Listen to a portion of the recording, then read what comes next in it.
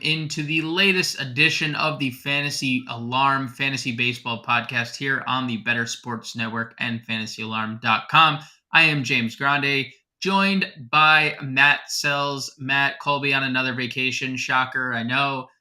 Just have to bring it up because the kid takes more vacations than, presidents play golf. And we know a lot of presidents play a lot of golf. So, Matt, what's going on, brother? Happy Thursday. Happy almost trade deadline as we're nearing in. We're almost in single digit days until the trade deadline too. What's going on? How's everything going with you? I'm good. I don't know if you can hear in the background, but my kids are back. They've been out of the house for 2 weeks. So that chaos has now shown up on my front step. Love them, but I also enjoyed the time without them, as every parent I'm sure knows. I'm doing all right. Look, one of my teams made the playoffs in our fantasy baseball dynasty league. I was not expecting it. The other one had a shot at the money earlier this year and is now falling off a cliff, which I kind of drafted for that to happen, just to like rebuild the keeper list in that one. But it's always frustrating when, like, in June, you're like, I'm in third place, and now by July, I'm in like 11th place, right? And it's like, oh well, it was good while it lasted. It's like, yeah, that is fun. Everybody got hurt, right? Like, right. Robles was great, then he got hurt. Judge was great, now he's gotten hurt. Jazz was great, then he got hurt.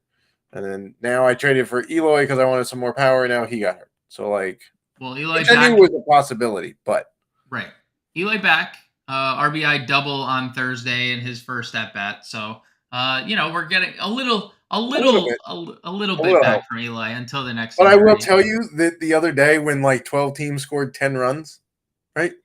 I had a big fat 0 home runs from my team. I mean, that's not great, Bob. That's what the kids. I don't even know how you pull that off, to be honest. That is impressive. You should be proud of that. That's something you should be proud of. The team hit 400 with 0 home runs. I mean, that's just let's get into things today.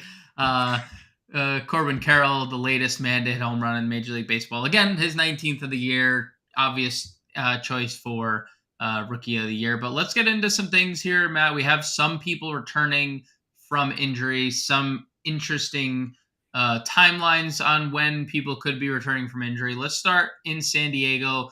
Robert Suarez, relief pitcher, 32-year-old, is returning for San Diego. And the reason that this is making the show sheet is because you were talking before we hopped on air. There could be a fire sale in San Diego. And that fire sale could include one Josh Hader, who's at the top part of his game once again this year. And if Hader's gone, do you think that can open up some save opportunities for Robert Suarez?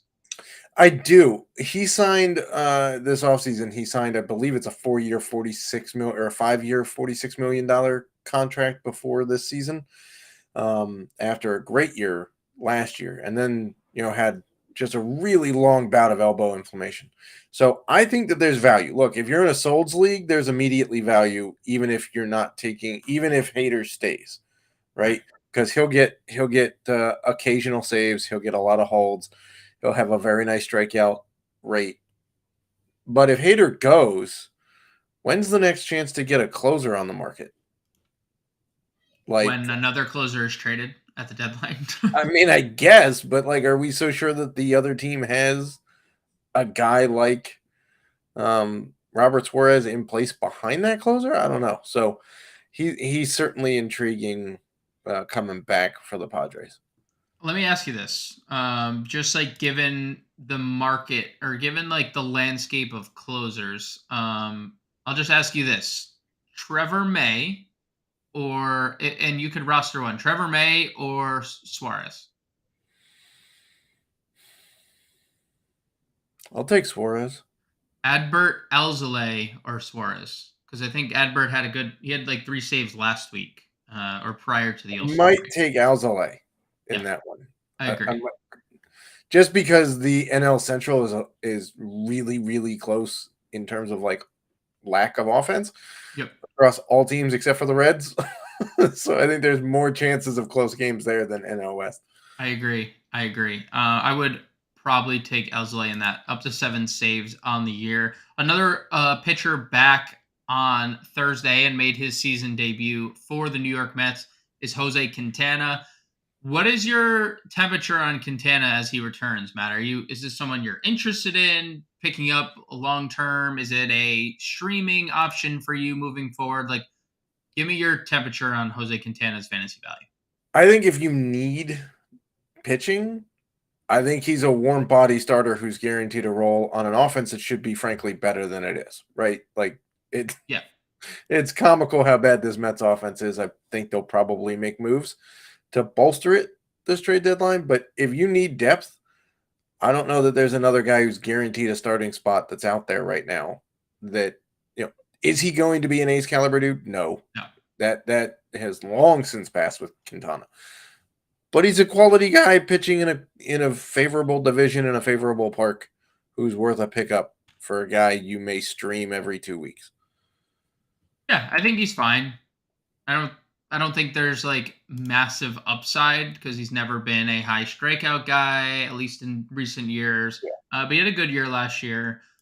Speaking of good year, obviously Aaron Judge broke the AL home run record last year. He has been hitting off a tee. He has also been seen running the bases as early as or as latest as of Wednesday. He was seen running the bases.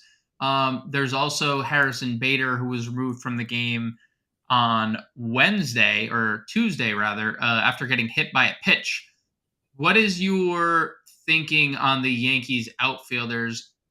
Do we see another IL stint coming for Bader, you think, with the bruised ribs? Do we see a return from Judge soon? Like, talk to me about the Yankees outfield right now. So Bader is being sent for testing, I believe, right? He's being sent for like MRI scans and stuff to Yeah, see. it's officially the bruised ribs. The X-ray would be returning when they go to New York, which is they're off on Thursday. So he'll be getting them at some point today, and then we'll probably hear the results either late Thursday or early Friday when they start a series with the Royals. Yeah. So that's if it's bruised ribs, I don't know if they do an IL stint for him because it seems like that's just a pain management thing. Like there's He's not. just so soft. I Let's be mean, real. He is very fragile. a lot of the Yankees apparently are That turning is into that that. is true. As for Judge, he keeps making progress in the right direction, which is good. He's going to have to do a rehab stint at this point to get back on the field with the Yankees. So running the bases, good. Hitting from a tee, helpful. Not hitting live BP yet, I don't believe. So I would guess that would be the next step, and then send them out for, I would imagine, probably a week's long rehab. If they don't, I don't think they have the luxury to do that. They might just plug him in. Can it be worse than what's going on right now for the Yankees? No, they slipped to last in the AL East. I mean, they're still above 500, but like correct. But they're over 500, but they have the second highest payroll in baseball or third highest payroll in baseball, and you don't have the luxury. I mean, like instantly. We're literally running out Billy McKinney or IKF to fill in, and Frankie Cordero. Yeah, to fill in the outfield. So I mean, it's just you might be right, but we certainly need to see him start taking live BP before there's any talk of when he's coming back. Do you think there's any buy low opportunity for Judge? And by buy low, I mean like you're obviously still giving a large package to whoever has them, but like, you think that this is an opportunity as we near a return that you could maybe get Judge a little cheaper than normal? Maybe. I mean, if the guy in, like, let's say last place in your dynasty league is just kind of hoping to build for the following year, maybe you can, offer him a good old fashioned prospect deal, right? And a guy to fill a roster spot. But I still think it's going to cost you a pretty decent. I mean, in redrafts, I don't know that maybe you can still get him in a redraft, but I would bet that you could probably get him easier in a keeper or a dynasty league than a redraft. I agree. It's definitely not easy to get him in redraft because, again, he can come back and hit 30 home runs in the last 2 months of the year, and it wouldn't surprise surprise a single person. Let's move over to some trade talk, where we saw our first deal, one of many, I'm sure, and it's a minor deal. Shintaro Fujinami, who was Talked He about a wasn't lot. great in Oakland. No, he was talked about a lot coming into the year as a strikeout, as a late round strikeout upside guy, and he was so bad that he got moved to the bullpen, and he figured it out a little bit near the end of his time in Oakland. What are you expecting him to be for for Baltimore? Because you look at Baltimore, they have the best closer in the game. I'm just going to go out and say Right. it. Felix Bautista is the best closer in the game. They probably have the best 8-9 in the game overall. It's pretty shut down when you get there. Do you think Fujinami gets stretched out and maybe turned into a starter for Baltimore? Like, what's your feelings on Fujinami to Baltimore? It's possible. I think it's a sneaky good move for them because at the very least you put him in the 7th inning, and then Right. you have a 7, 8, 9 that could be when it's on, strike out 9 straight dudes. Yeah. Yep. Like at the worst, he's a long reliever that you eat some walks in there, but you get some depth. I mean, they might be able to stretch him out to a starter. I don't know that you necessarily need that. I think John Means could be coming back soon from Tommy John, if I'm not mistaken. Um, so you have that. You do have a couple of guys in the system that could come up, but I do trust Baltimore in developing pitching at this point. Like what they've done over the Right. last few years, they also have part of the front office from Houston that just keeps finding dudes and turning them into stud pitchers. So, and it was a low cost acquisition for the O's. They gave up a minor league Right. pitcher who had no shot of doing anything. So That's I true. like it. Let's talk about guys who could be on the move here from the same team, and two of the hottest commodities not named Shohei Otani on the market in Marcus Stroman and Cody Bellinger. Stroman has been arguably the most underrated pitcher in baseball from start to now. I would go out on a limb and say he is number one in that category. He's not getting the respect he deserves because he's vocal and loud, and He people, also wears a zero on his. where's a zero, and he's not your traditional. He shows his emotion on his sleeve, and people in baseball want you to just shut up and dribble, right? And that's just kind of where He baseball also doesn't fans, strike out a ton of dudes. He just doesn't yeah, like he gets gets ground beat out balls, efficiently, just right? gets ground ball after Yeah. ground ball after ground ball after ground ball, and he's so good. But also on the other side of the diamond, we're getting peak Cody Bellinger again, Yes, and we are. unsure if that was ever going to be, but like, how about the return of Bellinger, Yelich, like all these former MVPs just returning to top form across baseball right now? What do you make of their trade market? Do you think they're going to be dealt? Do you think their fantasy value will increase if they're dealt? Like, what do you think of Stroman and Bellinger's trade market right now? I think Stroman. I've seen reports the Rays are interested, which makes a lot of sense because Ton of sense. I mean, they have an all-star 5-man rotation on the on the IL right now. Their IL rotation is probably the third best rotation in baseball, to be honest. Probably. Yep. Probably. So adding an arm there, they have the prospects to do it. I'm not sure it would cost them, excuse the pun, an arm and a leg to go get Stroman. So I think he probably winds up there. And if his home park is Tampa, I'm fine with that because that's Yep. a pretty So, pitcher-friendly park. yep. I'm not that concerned about most of the other offenses in the AL East, aside from maybe Tampa. I mean, let's face it, the Yankees' offense is atrocious. Boston, pick a day, it's going to be good or bad. Baltimore's is decent, but that home park is pretty nice for pitchers. Boston's is going to be increase a little bit. Return of Trevor Story is That's imminent true. as well. I mean, they do get him back, so that should help. But Bellinger, I've heard some interesting rumors he's going to Houston That would be because they need some outfield depth because they're not getting Michael Brantley back. And Chas McCormick's okay, but he's not an he's all-star been caliber. really, really good late. Like I mean, really good late. yes, but he's not like a former league MVP, all-star Agreed. caliber, Sure. defensive gold glove shortstop that Sure. could be gotten, right? So if that's the case, his value is through the roof. I mean, those two landing spots would be great for those two guys. What about Lucas Giolito? What do you think? Do you think he Anywhere outside stays? of the south side of Chicago is better for him.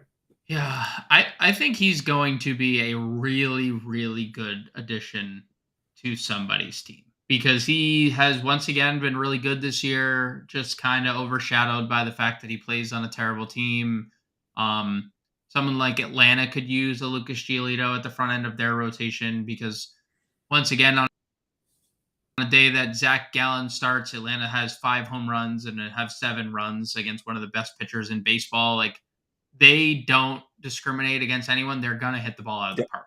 So if they have the pitching to back it up, someone like Giolito could plug in there nicely.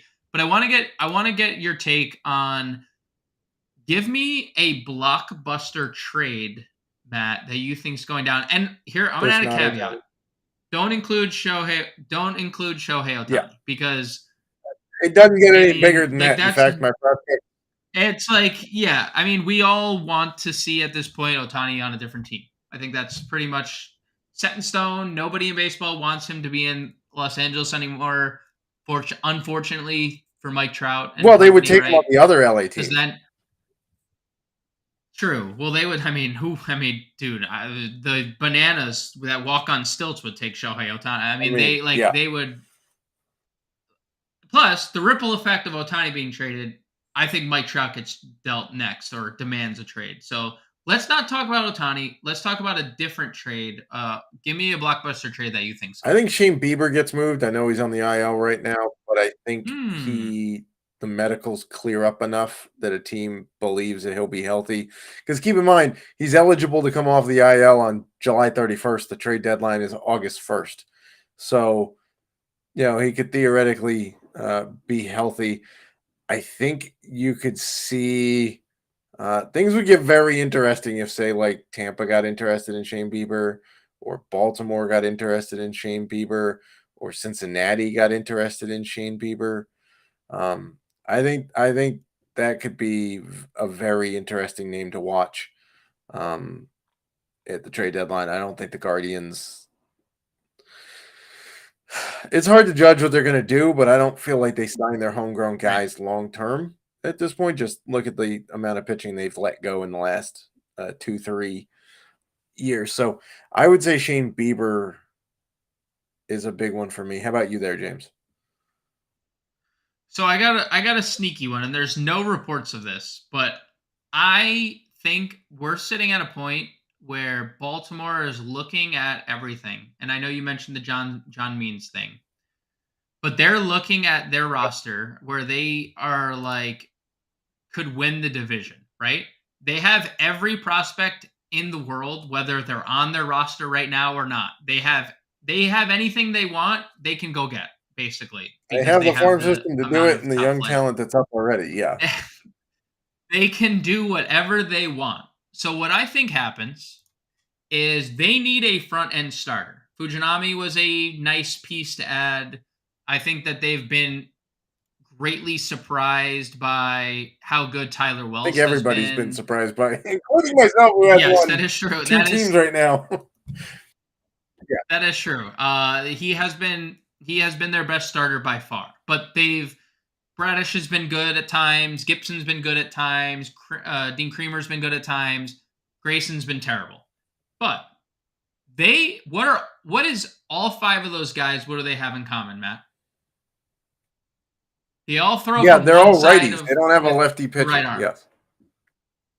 Blake Snell ends up a Baltimore Oriole at the trade deadline as they look to shift a little because again, like as teams prepare for you, you're going into a series against 5 righties. And maybe John Means is a difference maker, but he's returning from Right. Tommy John, right? We don't know what John Means is going to be. Blake Snell is in the midst of maybe his best stretch of his career. Pretty hard to 0.62 argue ERA against over his over last like 10 starts. 75 innings or something ridiculous. Right. Yeah. Blake Snell's a Baltimore Oriole by the break. Because San Diego's going to get the not the package that they lost in the Soto deal, obviously, Yeah, no. but they're going to get something very good from Baltimore back to start that process back to getting to the young talent pool Yeah. again. So my blockbuster trade is Blake Snell to Baltimore. There's nothing behind that. They need a lefty starter. Blake Snell is definitely a lefty starter that they can use. So that's my blockbuster for you.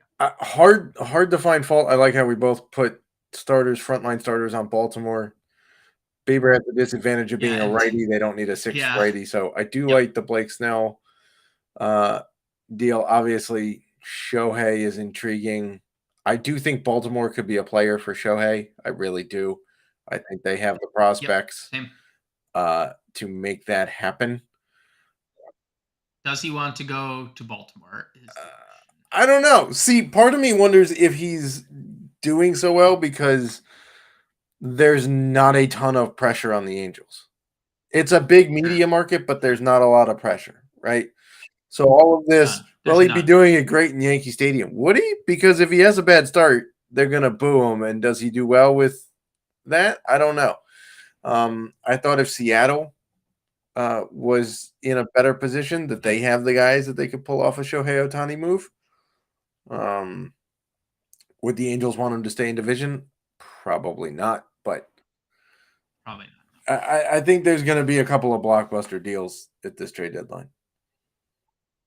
I agree. There's a lot of interesting teams in spots we didn't think they would be. I could have said another top fledge arm to Arizona because I think they need to add front end starter as well, and they have the prospects I think to get it done too.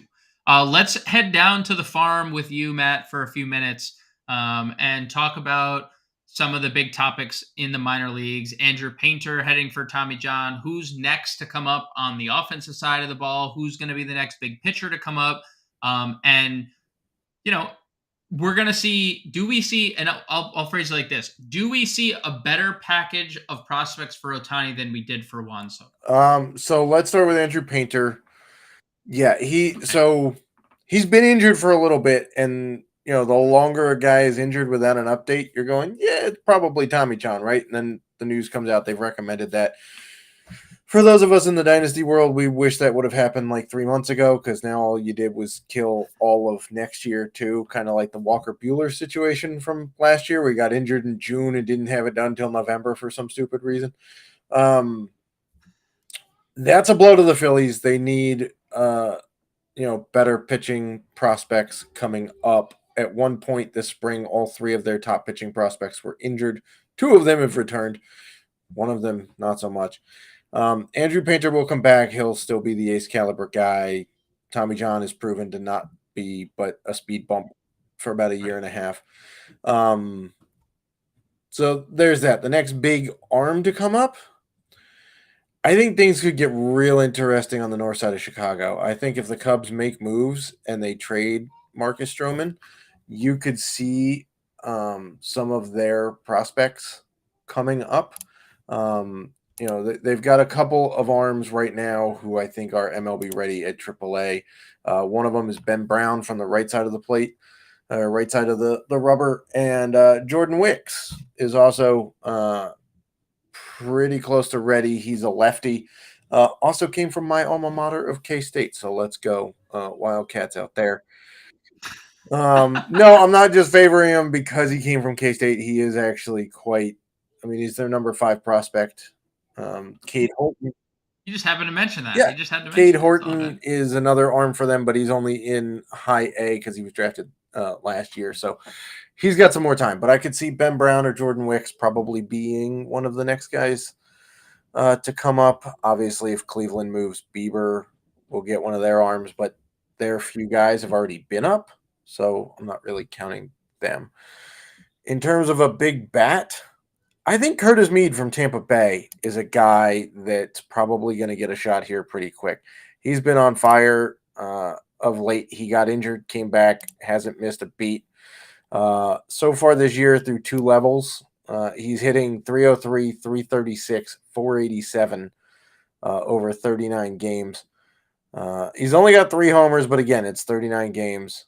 And in his career, over 265 games, he's got 35 homers and 24 steals. He plays a little bit of everywhere for them, as basically all of their dudes do.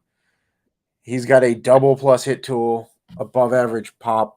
You're probably not going to see a bunch of speed from him, but as a second baseman and a third base guy with a double plus hit tool and above average pop, that's about all you need. to be fantasy relevant.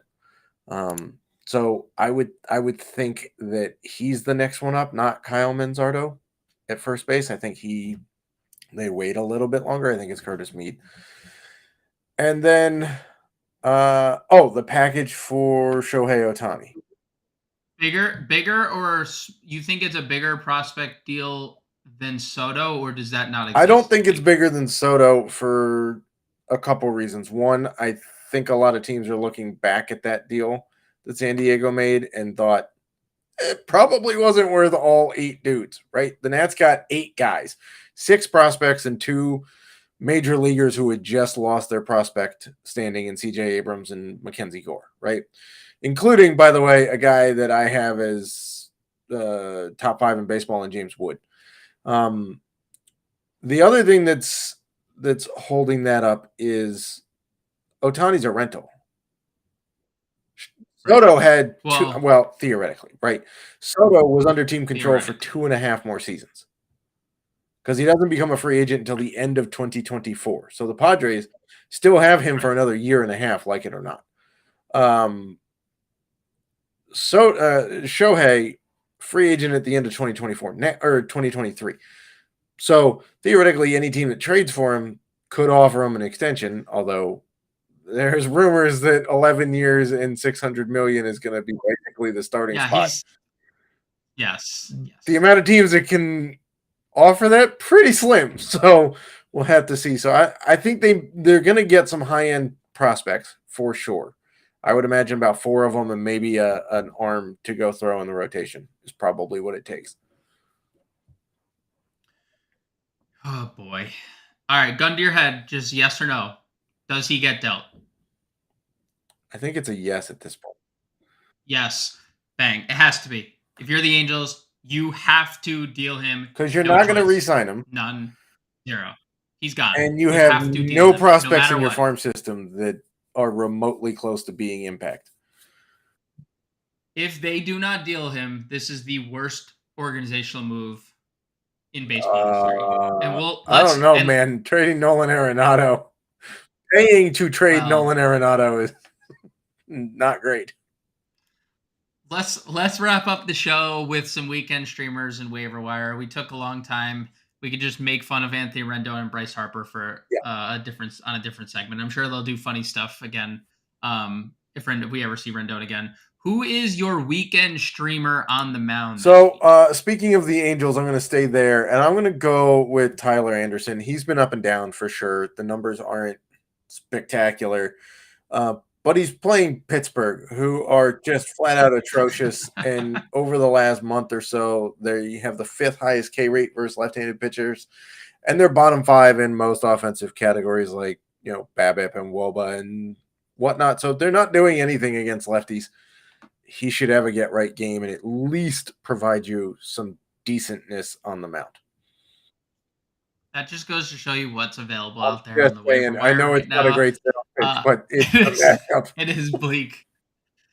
I'm going to go Tanner Bybee. He gets Philly. Philly just had another tough outing. I know Corbin Burns is back, but 8 scoreless against Corbin Burns. Philly's been striking out a lot against right-handed pitching this year, over 23% of the time. And Bybee's been really good. 4 straight starts of 2 earned runs or less. So I'll go Tanner Bybee. He's available in about 90% of ESPN leagues at this point. And Matt, let's finish it off real quick with your waiver wire ad. It's someone we've already talked about. It is. It's Robert Suarez. Look, you got a potential closer for a team that plays a bunch of close games. He's got a good strikeout rate. He's available right now, I think, in 81% of Fantrax leagues. It's hard. 96.6 or 99.6%. I mean, I know he just came back, but he's good to go.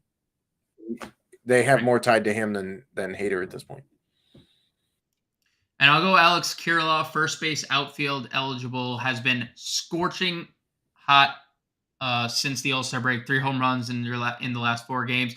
That'll do it for me and Matt today. Don't forget, head over to fantasyalarm.com. Use code ALARM50 for 50% off 6 months of all access features, which includes the playbook, Discord, exclusive DFS tools, and more. We'll be back next week. Well, Matt will. Colby will be back from